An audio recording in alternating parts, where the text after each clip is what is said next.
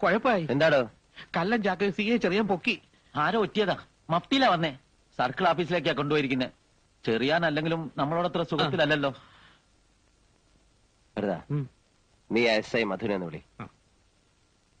തല്ലും ചവിട്ടും കിട്ടുമ്പോ അവനുള്ള സത്യം പറയില്ലേ? ഹലോ ഹലോ, പോലീസ് സ്റ്റേഷനല്ലേ? ഞാനാ നീലകണ്ഠൻ. SI അല്ലേ? ഉവ്വ. ഓഹോ, സബ് ജയില. ശരി, അങ്ങനെയാ. റിമാൻഡില്ല, സബ് ജയില്. അവിടം വരെ പോണം. വണ്ടി റെഡിയാക്ക്. അവൻ കുറ്റമേറ്റിരിക്കുക. ചതയ്ക്കാൻ ഇനി 1 ഇഞ്ച് സ്ഥലം ശരീരത്ത് ബാക്കിയില്ല മുതലാളി. ഈ തടി പോക്ക. ഇനി ഇതുകൊണ്ട് ജോലി എടുത്ത് കഴിയാവും തോന്നുന്നില്ല. എന്ത് സഹായത്തിനും ഞാൻ പുറത്തുണ്ട്, പേടിക്കണ്ട. എന്നങ്ങനെ ഒരു വാക്ക് പറഞ്ഞോണ്ടായില്ലോ സാറേ. പിന്നെ വളച്ചു കെട്ടാതെ കാര്യം ഞാനങ്ങ് പറയാം. ഒരു തുക കൈ കിട്ടണം. പെണ്ണും പിള്ളേരും പട്ടിണി ആയിരുന്നല്ലോ. എന്താ വേണ്ട? 5 ലക്ഷം. ഇതിലൊരു പേശൽ വേണ്ട. എന്റെ അളിയൻ വരും. തുക അവന്റെ കിട്ടണം. അതിനെന്തെങ്കിലും മാറ്റം വന്നാ ഉള്ള സത്യം കോടതിയിൽ തുറന്നു പറഞ്ഞ് ഞാൻ തടിയൂരിയെടുക്കും. ഈ 5 എന്നൊക്കെ പറയുന്നത് മുതലാളിക്കൊരു തുകയാണോ? ഏറ്റു.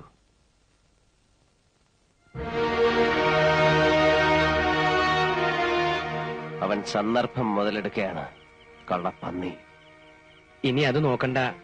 പെട്ടുപോയില്ലേ? എങ്ങനെയെങ്കിലും തലയൂരി എടുക്കുകയാണ് ഇപ്പൊ വേണ്ടത്. 5 ലക്ഷം. മേലെടുത്തെ പറമ്പ് അല്ലേ വരെ? ഈ ചുരുങ്ങിയ സമയത്തിനുള്ളിൽ ആരുടെ അടുത്താ കാശ് തരാണ്ടാവുക? ഓരോരുത്തരെയും കൈ അയച്ച് സഹായിക്കുമ്പോ ഞാൻ പണ്ടേ പറയാറില്ലേ, നമുക്കൊരാപത്ത് വരുമ്പോ ആരും ഉണ്ടാവില്ലാന്ന്. ഇപ്പൊ അനുഭവത്തിൽ വന്നില്ലേ? താൻ പുരാണം വിളമ്പാതെ പറമ്പിന് ഒരാളെ പറയടോ. കുന്തം വിഴുങ്ങിയതുപോലെ നിൽക്കാൻ നിങ്ങളൊക്കെ ഒന്ന് വാതുറക്ക്. ആളെന്ന് വെച്ചാ ഇപ്പൊ റെഡി ക്യാഷ് കയ്യിലുള്ള ഒരാളേ ഉള്ളൂ, വീരാൻകുട്ടി. അവനോ? അതാ സത്യം. നാണക്കേട് ഓർക്കണ്ട. വേറൊരു വഴിയില്ലാത്തോണ്ടാ അവനെ തന്നെ കാണാം. ഞാനൊന്ന് സൂചിപ്പിച്ചിരുന്നു. ഇടനിലക്കാരൊന്നുമില്ലാതെ നീലൻ തന്നെ നേരിട്ട് വന്ന് സംസാരിക്കണമെന്നാ അവൻ പറഞ്ഞത്. മനസ്സിലായി. വേറൊരു വഴിയില്ല അല്ലേ വരേ? ഇല്ല. സമയവും നമ്മുടെ കയ്യിൽ കുറവാ. എനിക്ക് ഇങ്ങളോട് ഒരലോഹ്യല്ല എന്നെ. ഇങ്ങളെ കൊണ്ട് അന്ന് അങ്ങനെ പറയിപ്പിച്ചതും ഇന്ന് ഇവിടെ ഇങ്ങനെ ഇരുത്തിച്ചു എല്ലാം പടച്ചോന്റെ ഒരു കളി. എന്നാ ഞാൻ എന്റെ വില അങ്ങ് പറയാം. എന്താ വരേ? ഒരു 6 ഉറുപ്പ്യക്കാണെങ്കിൽ ഞാൻ എടുത്തോളാം.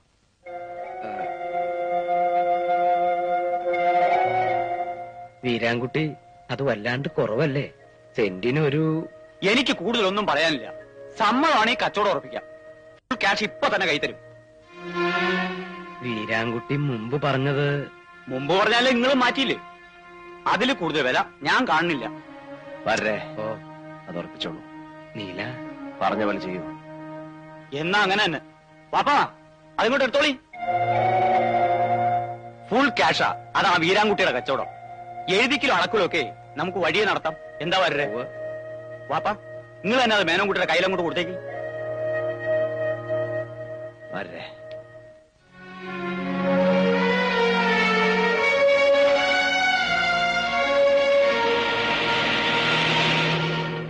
മേലെടുത്ത പറമ്പ് കയ്യിൽ നിന്ന് പോയിന്ന് വെച്ചാ വരുമാനത്തിന്റെ 1/3 നഷ്ടപ്പെട്ടു എന്നാ. ഏത് കണ്ണുപൊട്ടനും 10-12 രൂപ തരുന്ന വസ്തുവാ 6 രൂപയ്ക്ക് അവൻ തട്ടിയെടുത്തത്. പോട്ടെ വരേ, അങ്ങനെ നഷ്ടപ്പെട്ടത് എന്തെല്ലാം ഉണ്ട്. വരേ, ഞാൻ എന്താണോ ഇങ്ങനെ ആയിപ്പോയത്? താൻ ചിന്തിച്ചിട്ടുണ്ടോ അത്? ചിന്തിച്ചിട്ട് ഒരു എത്തും പിടിയും കിട്ടാത്ത കാര്യ. തലവര അല്ലാതെ എന്താ ഞാൻ പറയാ? എന്നാ ഇനി ചിന്തിച്ച് ഞാൻ പ്രയാസപ്പെടണ്ട. ഞാൻ ഇങ്ങനെ തന്നെയാ. അതെന്താ എന്ന് ചോദിച്ചാ ഞാൻ അങ്ങനെ തന്നെ, അത്ര തന്നെ. ഇതൊന്നും അല്ലാത്തൊരു നീലകണ്ഠന്ന് വെച്ചാ അത് മറ്റാരോ ആയി പോവും.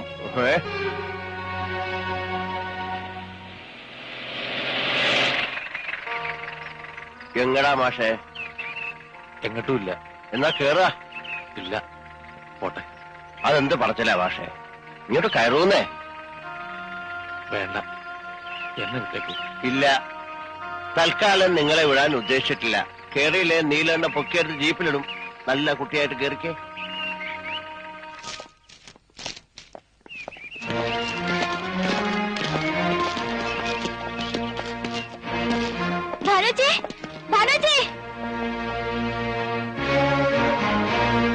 മാഷില്ലേ?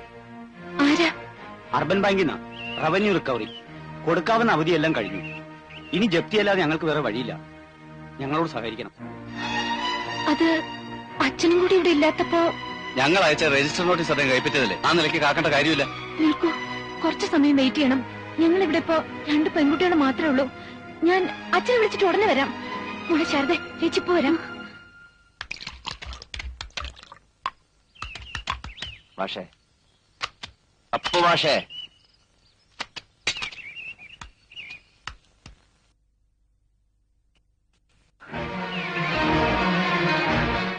എങ്ങട്ടാ കുട്ടിയെ നട്ടുച്ചയ്ക്ക് വേണ്ടണേ? അച്ഛനെ കണ്ട ചോദിപ്പേ. മാഷ് മംഗലശ്ശേരിയിലെ വണ്ടിയിൽ പോണത് കണ്ടല്ലോ. എന്താ കാര്യം? മാഷ് ഇങ്ങനെ മിണ്ടാട്ടം ഇല്ലാതിരിക്കണേ എനിക്ക് ഇഷ്ടമല്ല കേട്ടോ. ഞാൻ പറഞ്ഞില്ലേ മാഷേ, എനിക്കതിലെ പ്രയാസമുണ്ട്. അങ്ങനെ സംഭവിക്കാൻ പാടില്ലായിരുന്നു. എന്ത് ചെയ്യാ?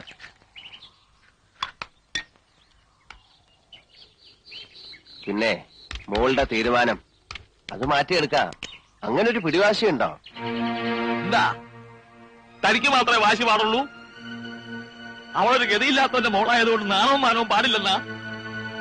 എല്ലാം എല്ലാം എത്രയോ കാലമായിട്ട് ഞാൻ എന്റെ മോളെ കുറിച്ച് കണ്ട സ്വപ്നങ്ങൾ മുഴുവൻ ചവിട്ടി അരച്ച് കളഞ്ഞില്ലേ താൻ? എന്നിട്ട് തനിക്ക് എന്ത് കിട്ടിയടോ നീലകണ്ഠ? തന്റെ ധാർഷ്ട്യം അഴിച്ചു മാറ്റി ആ ചെലങ്കയിലെ ഓരോ മണികളും ആ കുട്ടി എത്രയോ വർഷത്തെ കണ്ണീര് കൊണ്ട് ഉരുക്കിയെടുത്തതാണെന്ന് തനിക്കറിയോ? അറിയില്ല. അറിയണമെങ്കിൽ ഇതിനകത്ത് 3 അക്ഷരമുള്ള ഒരു വസ്തു വേണം.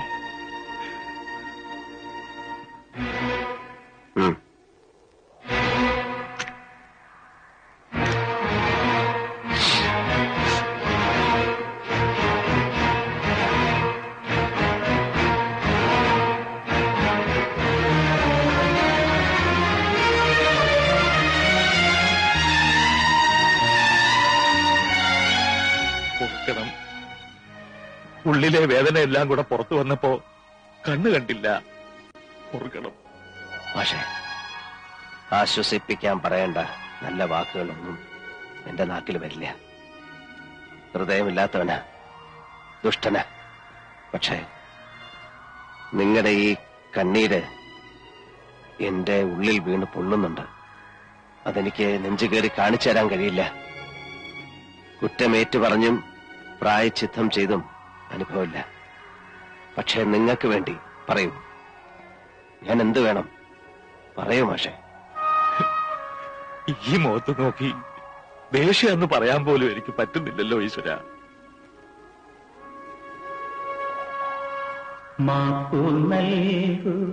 മഹാമതേ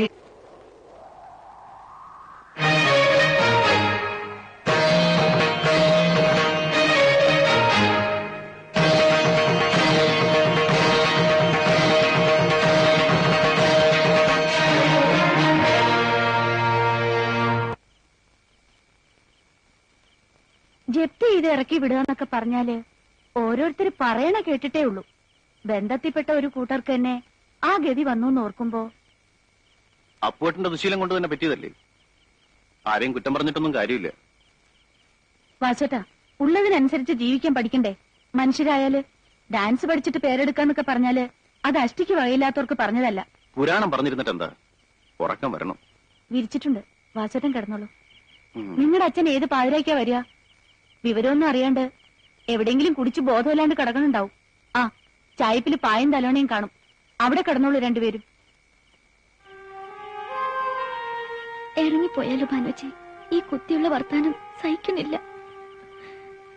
സഹിച്ചേ പറ്റുമോളെ, നമ്മൾ 2 പെൺകുട്ടികളായി പോയില്ലേ?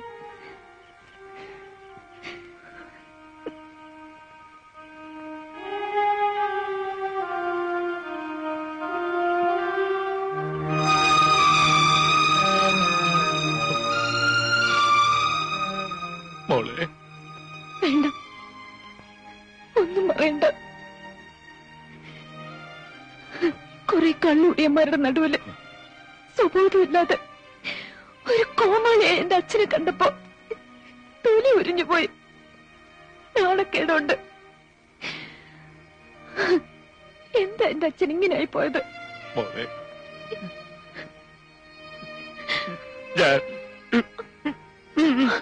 വേണ്ട, കരഞ്ഞ ആളുകളെ ഉണർത്തണ്ട. എന്തോ ഔദാര്യത്തിന്റെ പേരില് ചാരക്കുണ്ടിലെ നായ്ക്കളെ പോലെ കഴിയാണ് ഇവിടെ. രാത്രി ഇങ്ങനെ ഇറക്കി വിട്ട പോകാൻ ഇടമില്ല, ഓർത്തോളൂ.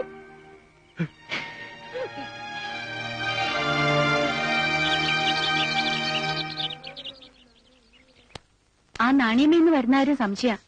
അത് കഴുകി കഴിഞ്ഞാ നീ ഇതൊന്ന് നനച്ചിട്ടേക്ക് ശാരദേ. ആ വേണ്ട ഭാനുവച്ചി, അവിടെ ഇട്ടേക്കൂ, ഞാൻ നനച്ചോളാം. സാരില്ല മോളെ.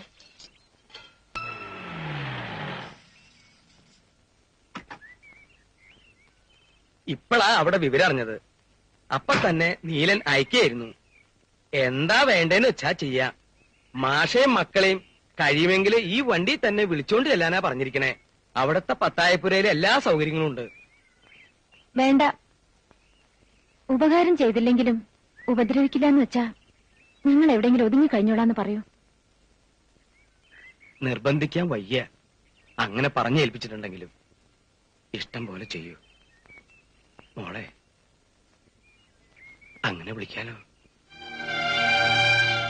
തെമ്മാടിത്തം ഇത്രയേറെ കയ്യിലുണ്ട്. എന്നാലും നീല ഹൃദയമുള്ളവനാ. ആരെക്കാളും കൂടുതൽ ആ ഉള്ളു കണ്ട ഒരാളായതുകൊണ്ട് പറയാ. അയാൾക്ക് മനസ്താപണ്ടേ, പുറത്തു കാട്ടാൻ അറിയില്ല, അത്രേ ഉള്ളൂ. ഞാൻ ഇറങ്ങാം മാഷേ. മറിച്ച് തോന്നുന്നൊരു സമയം മടിക്കണ്ട. പടിപ്പര തുറന്ന് തന്നെ കിടക്കും.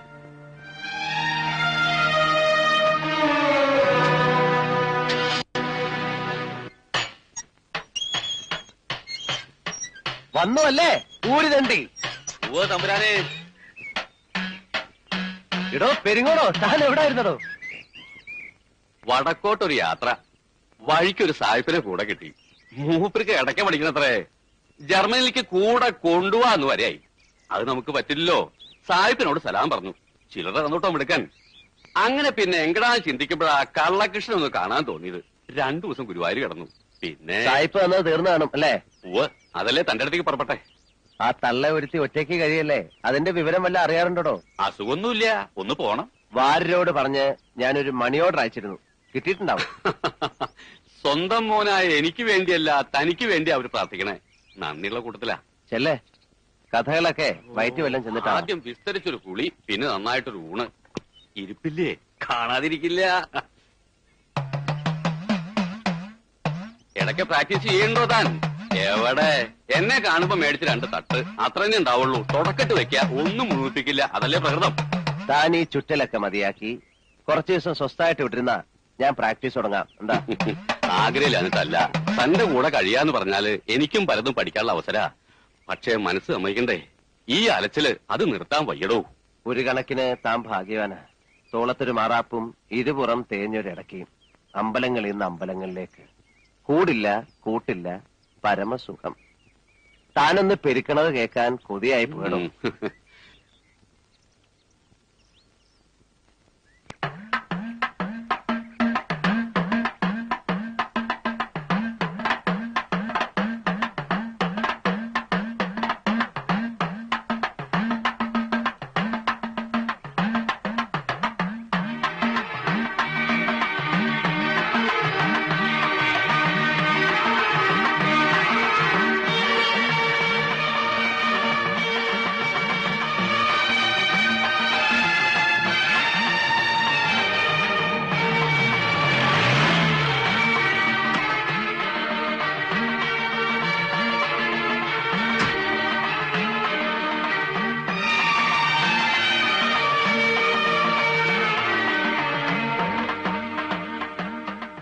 മേളത്തിരി ദൂരേന്ന് കേട്ടു. പെരിങ്ങോട് ശങ്കരമാരാരുടെ കൈവഴക്കം. അപ്പോ ജീവനോടെ ഉണ്ടല്ലേ? അത് ബോധ്യപ്പെടുത്താനാണല്ലോ ഈ യാത്ര. എന്തായി വാര്യ?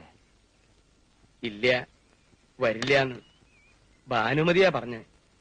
ആ കുട്ടി ഇത്തിരി മനസ്സുറപ്പുള്ള കൂട്ടത്തിലാ. എന്താ ചെയ്യാ? നമ്മുടെ മാന്യത നമ്മൾ കാണിച്ചില്ലേ? ഇനി അത് ഓർത്ത് പ്രയാസപ്പെടണ്ട. പ്രയാസോ? ആർക്ക്? എന്തിന്? എന്റെ ആരാണ് അവര് പ്രയാസപ്പെടാൻ? സ്വന്തം അമ്മ ഈ പടി ഇറങ്ങിയിട്ട് വർഷം 3 ആവുന്നു. നീലാണ്ടൻ ഇളകിയോ? നീലാണ്ടൻ കുലുങ്ങണെങ്കിലേ ഇത്തിരി പ്രയാസപ്പെടും കേട്ടോ. കോന്തം മതി മതി, ഇനി അതുമ്മ പിടിച്ച് തൂങ്ങണ്ട.